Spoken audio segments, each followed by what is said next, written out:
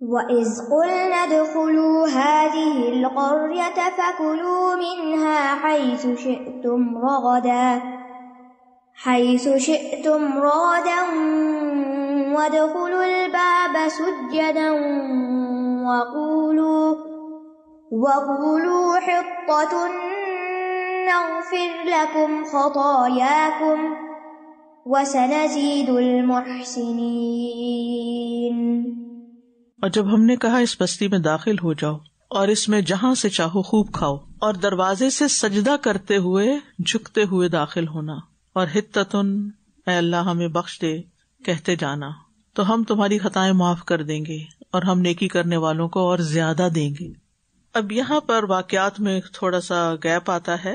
جب میدان تیہ میں ان کی تربیت کا عرصہ گزر گیا، بیت المقدس فتح ہو گیا، نئی جنریشن نے آ کے کر لیا، تو اللہ تعالیٰ نے ان سے کہا کہ اس فتح کی شکر گزاری میں اللہ کے عاجز بندوں کی طرح جھکتے ہوئے گناہوں کی بخشش مانگتے ہوئے اس شہر میں داخل ہونا، اور ساتھ حتتن یعنی استغفر اللہ کہتے جانا، تاکہ اللہ تعالیٰ تمہارے گناہ معاف کر دے اور تمہیں مزید انعامات سے نوازے۔ کیونکہ استغفار سے کیا فائدہ ہوتا ہے؟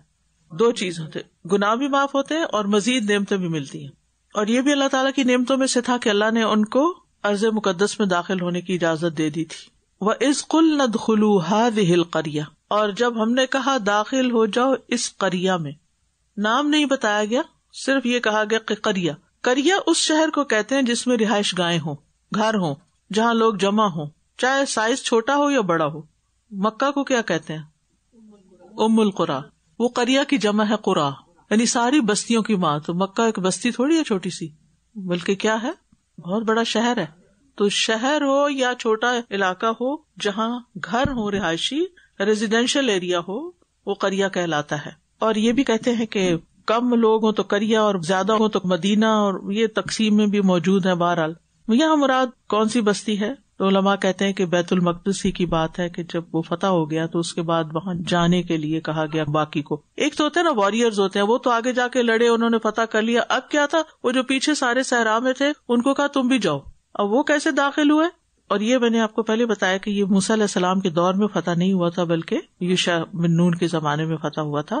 تو اب ان سے کہا گیا کہ داخل ہو جاؤ اس بستی میں۔ اور فلسطین جو ہے، خاص طور پر ایلیا جہاں بیت المقدس ہے، یہ علاقہ بہت ہی الذی بارکنا حولہ، بہت برکتوں والا ہے، اس میں پھل، سبزیاں، کھانے پینے کی چیزیں بہت کثرت سے ہیں۔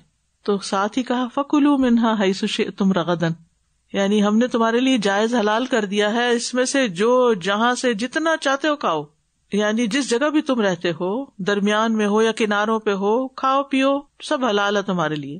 رغدن کا مطلب ہے اطمینان اور مزے سے، پیچھے گزرا رغدن، یعنی تمہیں کوئی روکے گا نہیں، یہ تمہاری اپنی لینڈ ہے، تم جو چاہو کرو۔ اب تو رغد خوشگوار زندگی کو کہتے ہیں جس میں کوئی مشقت نہیں ہوتی، ہر چیز آسانی سے اویلیبل ہوتی ہے، یعنی مطلب رہنے کے لیے اب باعزت وطن بھی مل گیا، تمہیں گھر بھی مل گیا، اور بے روک ٹوک رزق بھی۔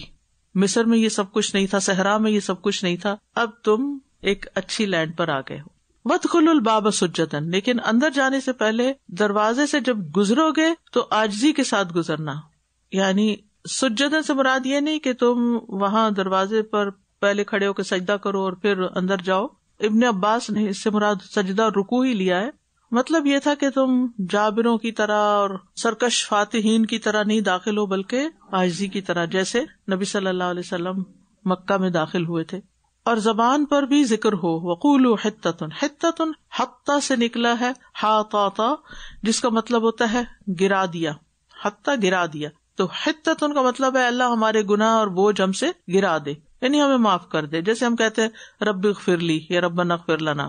تو مراد اس سے یہ ہے کہ قول اور فعل سے عاجزی کا اظہار ہو، سر بھی جھکائیں عملی طور پر، اور زبان سے بھی اپنے گناہوں کی معافی مانگیں، نعمت کا شکر ادا کریں۔ اور فتح کے بعد، اللہ کی مدد آنے کے بعد مومن کا یہی رویہ ہوتا ہے کہ اس پر بڑی عاجزی ہوتی ہے، وہ اکڑتا نہیں، تکبر نہیں کرتا، ایسی حرکتیں نہیں کرتا کہ جس سے وہ دوسروں کو حقیر سمجھے، وہ خود کو بڑی چیز سمجھے۔ اور روایات میں آتا ہے کہ فتح مکہ کے موقع پر آپ بالائی درے سے اس میں داخل ہو رہے تھے، اپنے رب کے لیے جھکے ہوئے تھے، یہاں تک کہ اس پر اللہ کا شکر ادا کرتے ہوئے آپ کی ٹھوڑی اونٹ پر بیٹھے ہوئے تھے، کجاوے کی لکڑی کو چھو رہی تھی، اتنا زیادہ نیچے جھکے ہوئے تھے۔ جب آپ مکہ میں داخل ہوئے تو غسل کیا اور 8 رکعت نماز ادا کی. یہاں یہ یاد رکھیے کہ سجدہ شکر تو ہوتا ہے، شکرانے کے نوافل نہیں ہوتے.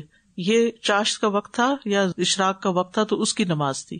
نغفر لکم خطایاکم، ہم تمہاری خطائیں تم سے معاف کر دیں گے، یعنی تمہارے گناہوں پر بخشش کا پردہ ڈال دیں گے، درگزر کریں گے، سزا نہیں دیں گے.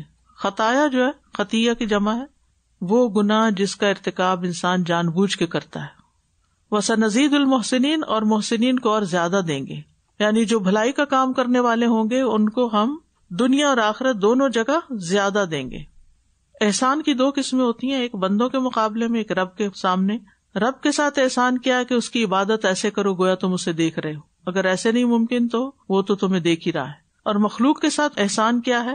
ان کے ساتھ خیر خواہی کا سلوک کرنا، اچھا معاملہ کرنا اور ان سے تکلیف دور کر دینا، یہ سب احسان ہوتا ہے.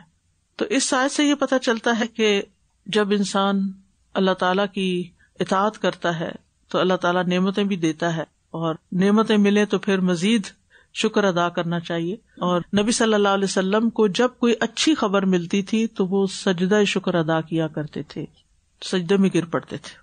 ایک حدیث میں آتا ہے کہ ایک بار نبی صلی اللہ علیہ وسلم اللہ کے لیے سجدہ کرتے ہوئے گرے، اور بعد میں بتایا کہ جبریل علیہ السلام آئے تھے اور انہوں نے خوشخبری دی. اور وہ خوشخبری کیا تھی کہ جو بندہ بھی آپ پر ایک بار درود پڑھے گا اس کو 10 نیکیاں ملیں گی، اس کے 10 گناہ مٹا دیے جائیں گے، 10 درجات بلند کر دیے جائیں گے. تو یہ خوشخبری سن کر آپ سجدے میں گر پڑے. ایک اور روایت میں آتا ہے کہ آپ نے حضرت علی رضی اللہ عنہ کو یمن بھیجا تو حضرت علی نے وہاں سے خط لکھا. آپ کو خط میں ایک خوشخبری تھی کہ یمن کے سب لوگوں نے اسلام قبول کر لیا ہے. اس سے بڑی آپ کے لیے کیا خوشی کی بات ہوگی. تو آپ پڑھتے ہی، یعنی خود تو خط نہیں پڑھ سکتے، جب سنی یہ بات سجدے میں گر پڑے. تو ہمیں بھی کوئی خوشخبری ملے، کوئی بچہ پیدا ہو، کوئی صحت یاب ہو، کوئی کسی حادثے سے بچ جائے، فوراً سجدے میں. اس کے لیے ضروری نہیں کہ اس قبلے کا ہی رخ ہو، وضو ہو، یا کچھ جیسے بیٹھے ویسے ہی گر جائیں سجدے میں. ابو بکر رضی اللہ عنہ کو جب مسلمہ کذاب کے قتل کی خبر ملی تو وہ فوراً سجدے میں گر گئے، سجدہ شکر ادا کیا. تو اللہ نے بے شمار ہمیں نعمتیں آلریڈی دے رکھی ہیں. اس کا یہ مطلب نہیں کہ جو نعمتیں ہیں ان پر ہر وقت ہم کوئی سجدہ کرتے رہے. مراد اسے کہ نئی نعمت جو ملے اس پر، ورنہ روٹین کی نعمتوں پر روٹین کی عبادت، یہ بھی شکر ہے. احسان ہوتا ہے کسی کو اس کے حق سے بڑھ کے دینا، یعنی جو آپ سے نہیں کر رہا آپ اس کے ساتھ اچھا کر رہے ہیں. اس کا بدلہ کیا دیا گیا؟ یار آیت پڑھیے. زیادہ کیوں دیں گے؟ اور کیجیے نا، زیادہ کیوں دیں گے؟ یس، یعنی جو آپ کے لیے نہیں کر رہا آپ اس کے لیے کر رہے ہیں، تو آپ کیا کر رہے ہیں؟ زیادہ کر رہے ہیں نا. ایک تو نا کوئی آپ کے لیے کچھ کرتا آپ اس کے لیے کچھ کرتے ہیں، اور ایک کوئی آپ کے لیے کچھ بھی نہیں کر رہا، کوئی آپ کو کبھی سلام نہیں کرتا، اور آپ جب ملتے ہیں آپ سلام کرتے ہیں، آپ اس کو دعا دیتے ہیں. وہ جواب نہیں دیتا، آپ پھر بھی کیا کرتے ہیں؟ اگلی دفعہ پھر سلام کرتے ہیں. آپ کا پلہ بھاری ہے نا، تو اجر بھی پھر جیسا عمل ویسی جزا. وَسَنَزِيدُ الْمُحْسِنِينَ، متقین کے بارے میں آتا ہے اولئک ھم المفلحون. محسنین کہتے ہیں وَسَنَزِيدُ الْمُحْسِنِينَ. ہمارے دین میں احسان کی بڑی اہمیت ہے. یاد رکھے خوبصورت زندگی احسان کے بغیر ہو ہی نہیں سکتی. اگر آپ اس طرح جیتے ہیں نا کہ جیسا کوئی میرے سے کرے گا جیسا کرو ویسا برو، تو پھر آپ کی زندگی میں خوشی نہیں ہو سکتی کہ جیسا لوگ کر رہے ہیں آپ بھی ویسے ہی کرتے چلے جائیں. نہیں، اگر آپ ان سے بڑھ کے اچھا کریں گے تب آپ محسن ہیں. گھروں میں لڑائیاں فتنے فساد کیوں ہوتے ہیں؟ مقابلہ، ہر چیز میں مقابلہ. میاں یہ نہیں کرتا تو میں یہ کیوں کروں، وہ ایسا کر رہی ہے تو میں کیوں کروں. میں تھک چکی ہوں بہت کچھ کر کر کے. وہ کس کے لیے کیا تھا؟ جواب لینے کے لیے کیا تھا.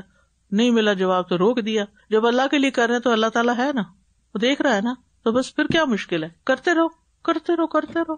بدلہ تو ایک دن ملے گا ہی، اور کیا پتا ابھی بھی مل رہا ہو جو ہمیں نظر نہیں آ رہا. اور ہمارا امتحان بھی اسی میں ہے.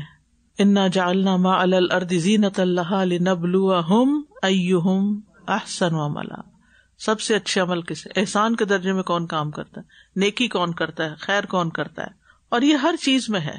حدیث میں آتا ہے کہ ان اللہ کتب الاحسان علی کل شیء، اللہ نے ہر چیز پر احسان واجب کیا ہے. اسلام کا حسن بھی احسان کے ساتھ ہی ہے، اور یہ جنت میں لے جانے والی صفت ہے. اصل میں ہوتا یہ کہ لوگ احسان نہیں مانتے، ماننا نہیں چاہتے، کیونکہ اس میں آپ کی برتری ہو جاتی ہے. ٹھیک ہے، احسان کرنے والا برتر ہوتا ہے، وہ آپ کی برتری نہیں مانتے. تو احسان کرنے والا خود اپنے آپ کو فائدہ دیتا ہے. ان احسنتم احسنتم لانفسکم.